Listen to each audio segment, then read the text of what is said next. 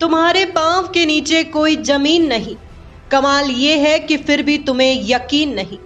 ये लाइन भले ही दुष्यंत कुमार ने लिखी हो, लेकिन इन दिनों जाजम पर सूबे की सियासी तस्वीर भी ऐसी ही दिखाई दे रही है।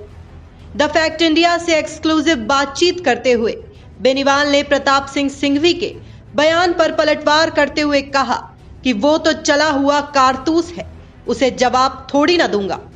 उन्होंने कहा कि अगर मेरी सरकार आई तो सड़क पर उसके इतने फट्टे लगाऊंगा।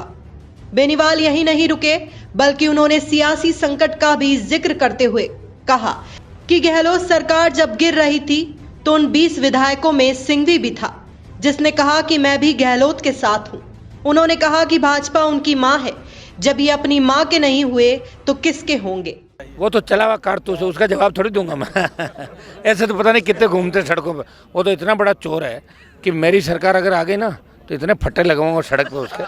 वो 90 बी के जो घोटाले हुए, वसुंधरा और उसने मिलके जो लूटा 3-4 राजस्थान के अंदर, अभी जब ये गहलोत की सरकार गिर रही थी, उन 20 विधायकों में ये भी चोटा था जो गहलोत के साथ गया, हम गहलोत के साथ है।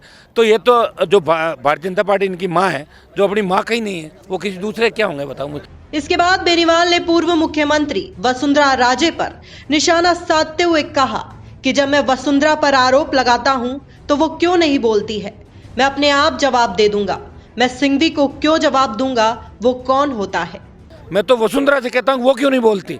जब मैंने उसे भ्रष्टाचार की देवी का, भ्रष्टाचार की जननी का, 1000 भ्रष्टाचार के आरोप लगे, तो वो क्यों नहीं बोल रहे मेरे ऊपर। मैं अपना आप जवाब दे दूंगा।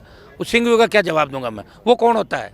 बेनीवाल के इस विवादित बयान के बाद से सियासी गलियारे में बखेड़ा खड़ा हो गया और खुद वसुंधरा कैंप के विधायक प्रताप सिंह सिंघवी आगे आए और बेनीवाल के इस बयान पर आपत्ति दर्ज कराई।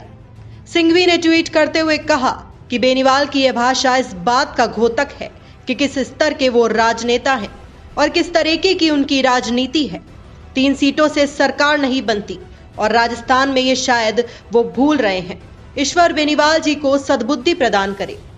गौरतलब है कि बेनीवाल और सिंघवी की आमने सामने की टसल तब शुरू हुई थी जब बेनीवाल ने गठबंधन छोड़ने की चेतावनी दी थी।